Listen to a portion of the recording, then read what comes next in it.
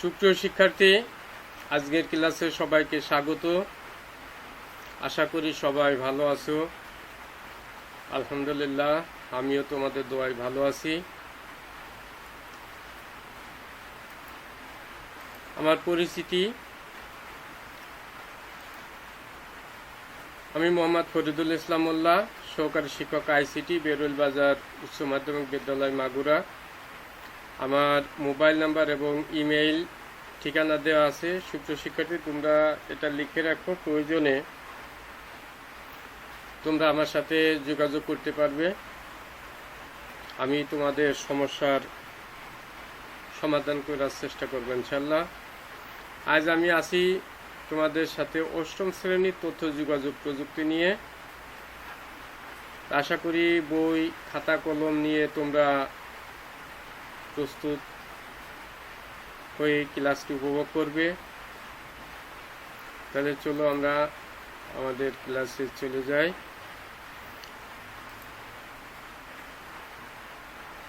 আমরা যে মোবাইলে কথা বলি, এই কথা বলার সময় যদি কারো কথা ভালো বোঝা না যায়, শোনা না যায়, অথবা সংযোগ দেওয়া সম্ভব না হয়, তাহলে আমরা কি বলি?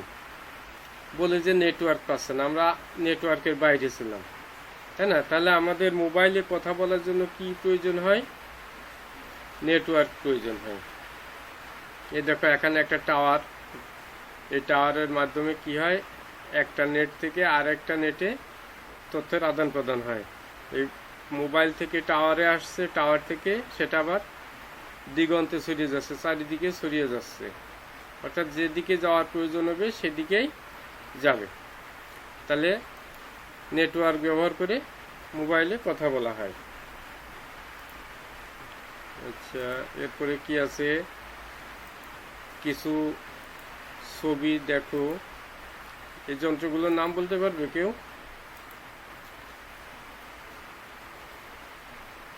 এটা হচ্ছে ল্যান কার্ড,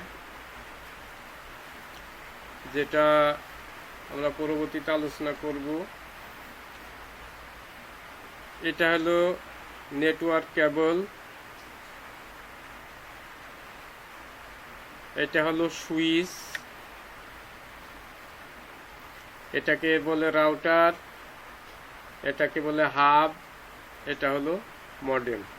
গ্রামের ফোনের মডেম তোমরা সবাই নিশ্চয়ই ছবি দেখে বুঝতে পারছো। তাহলে এই যে ডিভাইসগুলো আমরা দেখলাম, এগুলো কি কাজে ব্যবহার করা হয়?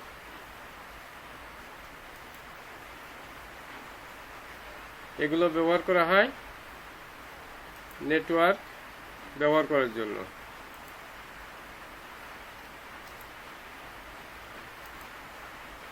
তাহলে ওইগুলো হচ্ছে নেটওয়ার্ক সংশ্লিষ্ট যন্ত্রপাতি। আমাদের আজকের আলোচ্য বিষয় হলো নেটওয়ার্ক সংশ্লিষ্ট যন্ত্রপাতি, অর্থাৎ নেটওয়ার্ক তৈরি করতে গেলে বা নেটওয়ার্ক ব্যবহার করতে গেলে যে যন্ত্রগুলোর দরকার হয় সেগুলোকেই বলা হচ্ছে নেটওয়ার্ক সংশ্লিষ্ট যন্ত্রপাতি।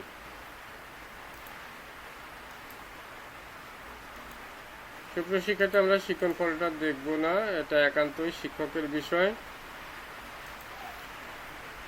তাহলে এসো আমরা দুটি ছবি দেখি। ছবি দুইটাতে কি হচ্ছে? চিত্র একটি কম্পিউটার পিসি নেটওয়ার্ক, অর্থাৎ পিসি দ্যাট মিনস পার্সোনাল কম্পিউটার। এ দেখো, বিভিন্ন ব্যক্তি এখানে কম্পিউটার ব্যবহার করছে। আর দুঃখিত, আলহামদুলিল্লাহ। আর এরা কিসের মাধ্যমে একে অপরের সাথে সংযুক্ত হচ্ছে? এই যে সার্ভারের মাধ্যমে। আর এখানে আছে এক কম্পিউটার থেকে আর এক কম্পিউটারের তথ্য আদান প্রদান হচ্ছে, তাই না?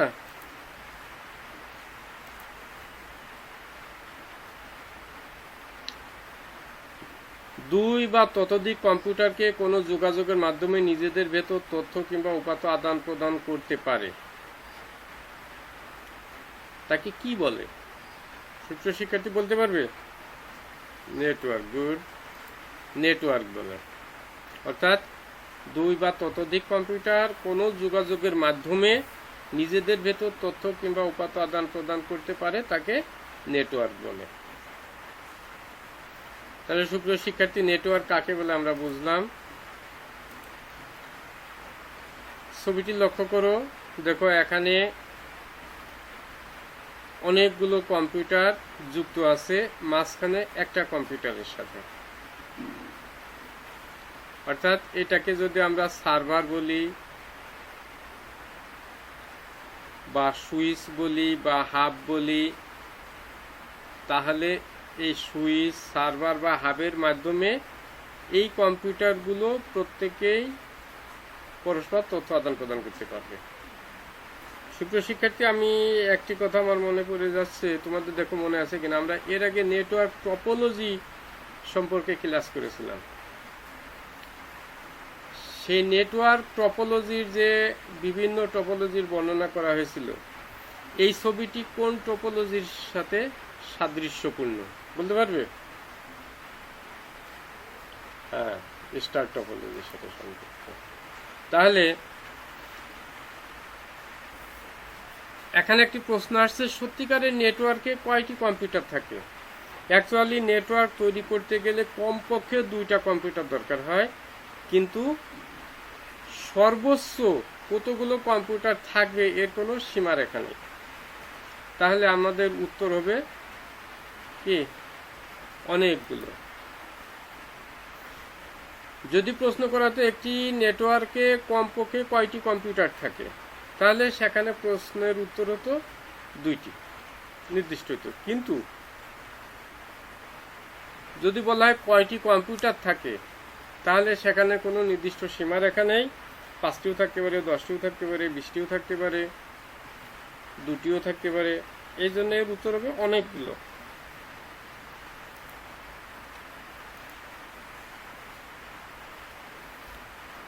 দেখো হাব, এখানে হাবের একটু বর্ণনা দেওয়া আছে। হাব বলতে আমরা এখন বুঝি কম্পিউটার নেটওয়ার্ক হাব।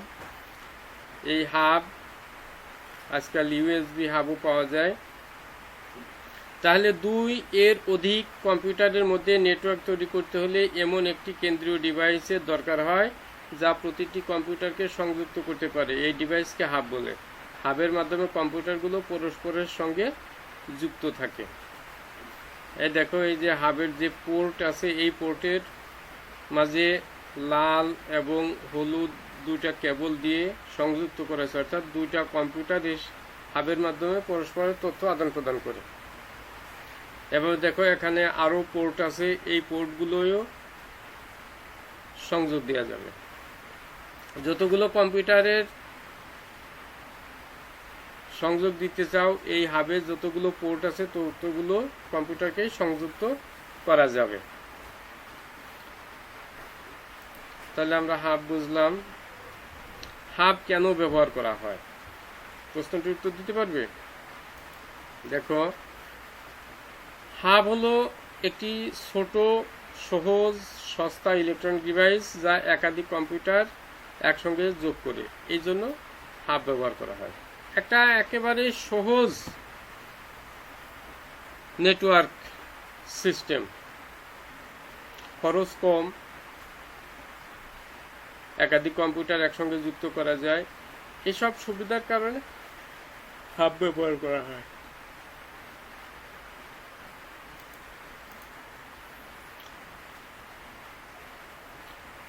চিত্র দেখো, মাঝে রয়েছে হাব। হাবে সংযুক্ত আছে A computer, C computer, B computer, D computer. এখন প্রশ্ন হচ্ছে, এ কম্পিউটার যদি সি কম্পিউটারকে তথ্য পাঠায়, তবে বাকি কম্পিউটারগুলো সেই তথ্য পাবে কি? উত্তর হবে হ্যাঁ, পাবে। তবে এখানে একটি অসুবিধা আছে, সেটা হচ্ছে হাব এই কম্পিউটারগুলোকে এ বি সি ডি এসব নামে চিহ্নিত করতে পারে না, চিনতে পারে না। এদের কোনো আইডি নাম্বারও থাকে না হাবের মাধ্যমে। তাই কোন কম্পিউটার তথ্যটা পাঠালো এটা কম্পিউটার শনাক্ত করতে পারে না। এই জন্য কি করে হাব অন্যান্য কম্পিউটারগুলোকে তো তথ্যগুলো পাঠাই, এমনকি যে এই তথ্য হাবের কাছে পাঠাইছে, হাব আবার কি করে সেই তথ্যটা ওই প্রেরক কম্পিউটারকেও আবার পাঠিয়ে দেয়। যেহেতু ও বুঝতে পারে না যে এটা কে পাঠালো, এই জন্য সবাইকেই আবার সেই তথ্য পাঠিয়ে দেয়। সুতরাং এখানে কোনো প্রাইভেসি থাকে না, অর্থাৎ গোপনীয়তা থাকে না। কেউ কোনো তথ্য পাঠাইলে সেটা সবার কাছেই পৌঁছে যায়, সবাই জেনে যায়। এটা হাবের একটা বড় সমস্যা।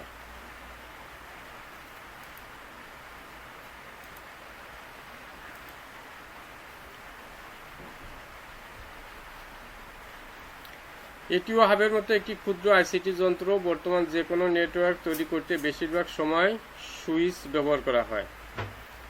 হাবের সাথে সুইচের প্রধান পার্থক্য হল সুইচ তারের সাথে যুক্ত প্রত্যেকটি আইসিটি যন্ত্রকে পৃথকভাবে শনাক্ত করতে পারে, কিন্তু হাব তা পারে না। অর্থাৎ সুইচে যে কম্পিউটারগুলো সংযুক্ত থাকে সেই কম্পিউটারগুলোকে সুইচ কি করে প্রত্যেকের জন্য ইন্ডিভিজুয়াল, অর্থাৎ আলাদা আলাদা আইপি অ্যাড্রেস দিয়ে দেয়, পরিচয় দিয়ে দেয়। সুতরাং যে কেউ তথ্য পাঠাইলে সুইচ বুঝতে পারে এটি কে পাঠালো, সুতরাং এবং কার কাছে পাঠাতে হবে সেটাও সুইচ বুঝতে পারে। এই জন্য কি করে প্রেরক এবং প্রাপক দুজনকেই শনাক্ত করা সম্ভব হয় বিধায় প্রেরকের তথ্য প্রাপকের নির্দিষ্ট ঠিকানায় পাঠিয়ে দেয়। অন্যান্য কম্পিউটারগুলো এই তথ্য পায় না। এটা একটা সুবিধা। সুইচ কিভাবে কাজ করে দেখো।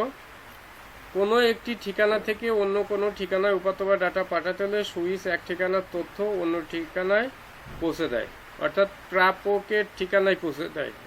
এখানে কিন্তু অন্য আরও যে কম্পিউটারগুলো সংযুক্ত থাকে সেখানে পাঠায় না, শুধুমাত্র যার কাছে পাঠাতে হবে তার কাছেই পাঠিয়ে দেয়। দেখো এটা কি রাউটার। এক নেটওয়ার্ক থেকে অন্য নেটওয়ার্কে ডাটা পাঠানোর প্রক্রিয়াকে রাউটিং বলে। আর এই রাউটিং এর জন্য যে হার্ডওয়্যার দরকার হয় ব্যবহার করা হয় তার নাম হলো রাউটার। আমরা আজকাল আমাদের বাসায় বেশিরভাগ বাসায় ওয়াইফাই লাইন আছে। এই ওয়াইফাই লাইন ব্যবহার করতে গেলে এরকম একটা রাউটার দরকার হয়।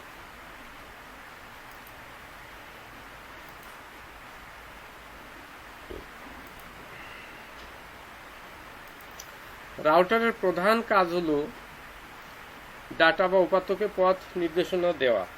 অর্থাৎ একটা কম্পিউটার থেকে যখন অন্য কম্পিউটারকে কোনো ডাটা পাঠানো হবে তখন রাউটার কি করবে, নিকটবর্তী যে নেটওয়ার্ক আছে সেই নেটওয়ার্কের সাথে কানেক্টেড হওয়ার চেষ্টা করবে এবং কত দ্রুত এবং শর্টকাটে সহজ রাস্তায় এই তথ্য পাঠানো যায় রাউটার হলো সেই কাজটি করবে।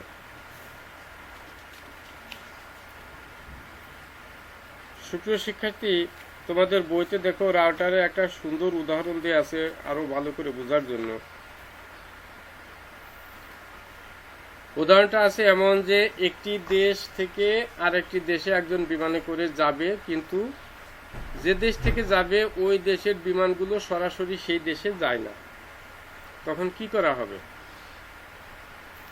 তখন ওই বিমান কর্তৃপক্ষ এমন একটা দেশে নিয়ে যাবে যেখান থেকে সহজেই সেই দেশে যাওয়া যাবে। তাহলে রাউটারের কাজ আশা করি বুঝতে পারছো এই উদাহরণটার মাধ্যমে। অর্থাৎ নিকটবর্তী যে নেটওয়ার্ক আছে সেই নেটওয়ার্কের মাধ্যমে কাঙ্ক্ষিত গন্তব্যে পৌঁছানোর চেষ্টা করা হয়। এটা হচ্ছে রাউটার প্রধান কাজ। রাউটারের বিশেষ সুবিধা হলো সব থেকে কাছাকাছি যে নেটওয়ার্কটা থাকে তার সাথে কানেক্টেড হওয়ার চেষ্টা করে। রাউটার কোন পদ্ধতিতে তথ্য প্রেরণ করে বলতে পারবে?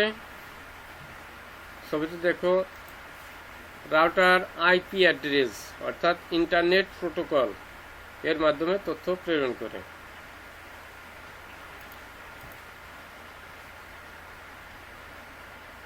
এবার একটি একক কাজ অবশ্যই একক বলো, দলীয় বলো আর জোড়াই বলো, তোমাকে যেহেতু বাড়িতে বসে কাজটি করতে হবে, অতএব তোমাকে একা একাই করতে হবে। তো এই প্রশ্নগুলোর উত্তর দেওয়ার চেষ্টা করো বাড়িতেই, না পারলে বইয়ের সহযোগিতা নেবে। এখানে দেখো দুইটা ছবি দেওয়া আছে, মডেমের ছবি। একটা আছে ইথারনেট মডেম, যা কম্পিউটারে প্লাগ করা হয়, অর্থাৎ কম্পিউটারের ভিতর ঢুকিয়ে দিয়ে কাজ করতে হয়। আর একটা আছে ওয়্যারলেস মডেম, তারবিহীন মডেম, অর্থাৎ কম্পিউটারের সাথে সংযুক্ত করা লাগে না, কিন্তু ওই ওয়াইফাই এর মাধ্যমে তার ছাড়াই সংযুক্ত হতে পারে। মডেমের আরো ব্যবহার দেখো, এই যে ল্যাপটপে মডেম ব্যবহার করা হয়েছে, এই মডেমের ভিতর দেখো কি আছে, একটা সিম কার্ড আছে, এই সিমে মেগাবাইট ভরতে হয়, তারপরে সেটা ব্যবহার করতে হয়। মডেম কি কাজ করে? মডেম MODEM, এখানে দুইটা শব্দের থেকে নিয়ে সংক্ষিপ্ত একটা শব্দ করা আছে মডেম। মোভ, that means modulator, and dem হলো ডিমডিউলেটর। তাহলে মডিউলেটরের মো আর ডিমডিউলেটরের ডেম, এই দুইটা অংশ নিয়ে হয়েছে মডিউলেটর। অর্থাৎ এটা হচ্ছে এই যে ডাটা একটি ট্রান্সমিশন সিস্টেম হিসেবে কাজ করে। ট্রান্সমিশন সিস্টেম কি? তথ্য পরিবর্তন করে, অর্থাৎ অ্যানালগ সিগন্যালকে ডিজিটাল সিগন্যালে রূপান্তর করে, আবার ডিজিটাল সিগন্যালকে অ্যানালগ সিগন্যালে রূপান্তর করে। এখানে একটা কাজ আছে, কম্পিউটার যেহেতু ডিজিটাল সিগন্যাল বোঝে, অ্যানালগ সিগন্যাল বোঝে না, আবার তথ্য যখন এক স্থান থেকে আর এক স্থানে প্রেরণ করা হয়, তখন সেই যে এক স্থান থেকে আর এক স্থানে যাওয়ার প্রক্রিয়া বা গতি, এই গতিটাকে সেখানে আছে অ্যানালগ সিস্টেম ছাড়া যায় না, অর্থাৎ ডিজিটাল সিগন্যাল হিসেবে যায় না। তাহলে মডেমের কাজ আছে, কম্পিউটার থেকে যখন কোনো তথ্য আউটপুট করা হবে, অর্থাৎ বের করা হবে, তখন কম্পিউটারে সেই ডিজিটাল সিগন্যালকে অ্যানালগ সিগন্যালে রূপান্তর করে বের করে দেওয়া হবে। এবার বিভিন্ন নেটওয়ার্কের মাধ্যমে সেটা কাঙ্ক্ষিত গন্তব্যে পৌঁছে যাবে, এবং পৌঁছে যেয়ে সেখানে যে কম্পিউটারে প্রবেশ করবে, সেই প্রবেশ করার সময় অ্যানালগ সিগন্যাল তো সেই কম্পিউটার বুঝবে না। এই জন্য মডেম কি করবে? আবার সেই অ্যানালগ সিগন্যালকে ডিজিটাল সিগন্যালে রূপান্তর করে ওই কম্পিউটারে ইনপুট করাবে, অর্থাৎ প্রবেশ করাবে, তখন কম্পিউটার বুঝতে পারবে। তাই এই হচ্ছে মডেমের কাজ।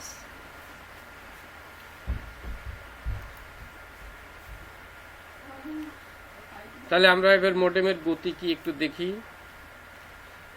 যে হারে কোনো মডেম ডিজিটাল সিগন্যালকে অ্যানালগ সংকেতে রূপান্তর করে এবং ট্রান্সমিশন মিডিয়া ও মডেমের মাধ্যমে প্রেরণ করে অ্যানালগ সংকেতকে ডিজিটাল সিগন্যালে রূপান্তর করে, তাকে মডেমের গতি বলে।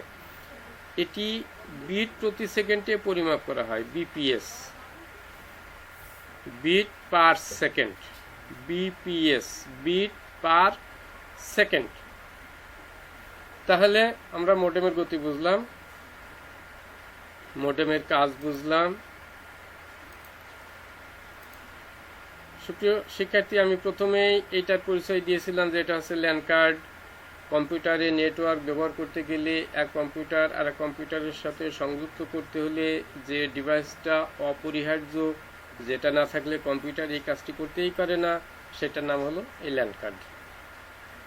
অর্থাৎ নেটওয়ার্ক, এখানে দেখো লেখা আছে দুটো বা অধিক সংখ্যক কম্পিউটারকে একসাথে যুক্ত করতে যে যন্ত্রটি অবশ্যই প্রয়োজন হয় তা হলো ল্যান কার্ড। নেটওয়ার্কের সাথে যুক্ত এক আইসিটি যন্ত্র থেকে অন্য যন্ত্রে কোনো তথ্য বা উপাত্ত পাঠাতে কিংবা গ্রহণ করতে ল্যান কার্ডের প্রয়োজন হয়। বর্তমান কম্পিউটারে কোথায় ল্যান কার্ড যুক্ত করা থাকে বলতে পারবে? ল্যান কার্ডকে আমরা দেখতে পাই, যেমন আমরা মডেম লাগাইলে দেখতে পাই, সুইচ লাগাইলে দেখতে পাই, তদ্রূপ ল্যান কার্ড কি দেখা যায়? না সুপ্রিয় শিক্ষার্থী, ল্যান কার্ড দেখা যায় না, কারণ ল্যান কার্ড কম্পিউটারের ভিতরেই সেট আপ থাকে, অর্থাৎ বিল্ট ইন অবস্থায় থাকে। কম্পিউটার বা ল্যাপটপ যখন আমরা কিনি তখন মাদারবোর্ডের সাথেই এই ল্যান কার্ড সংযুক্ত থাকে।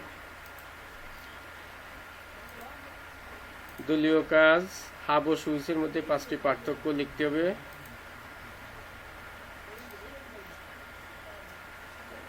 পার্থক্যগুলো আমি এখানে আলোচনায় আনছি, দেখো।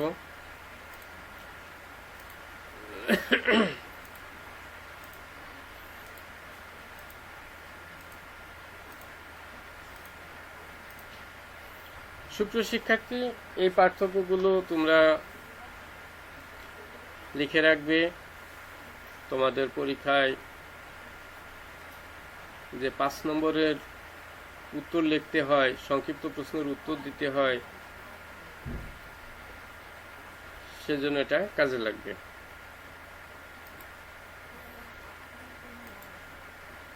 মূল্যায়ন, একটা সংক্ষিপ্ত প্রশ্ন, কোন কোন ক্ষেত্রে নেটওয়ার্ক ব্যবহার করা হয়? নেটওয়ার্ক ব্যবহারের সুবিধা কি বলতে পারবে সুপ্রিয় শিক্ষার্থী? আশা করি উত্তরগুলো দিতে পেরেছো। এবার একটি বহু নির্বাচনী প্রশ্ন দেখি। মডেম কম্পিউটার ও নেটওয়ার্কের কোন জায়গায় অবস্থান করে? অপশনগুলো দেয়া আছে, আশা করি পারবে। এবার একটি বাড়ির কাজ, সুইচের 5টি ব্যবহার লিখে নিয়ে আসবে। সুপ্রিয় শিক্ষার্থী, খাতায় লিখে রাখবে, যখন তোমার স্কুল খুলবে তুমি তোমার শিক্ষককে উত্তরটা দেখাবে। তাহলে সবার সুস্বাস্থ্য কামনা করে সবাইকে ধন্যবাদ জানিয়ে আজকের মতো এখানে শেষ করছি। আল্লাহ হাফেজ।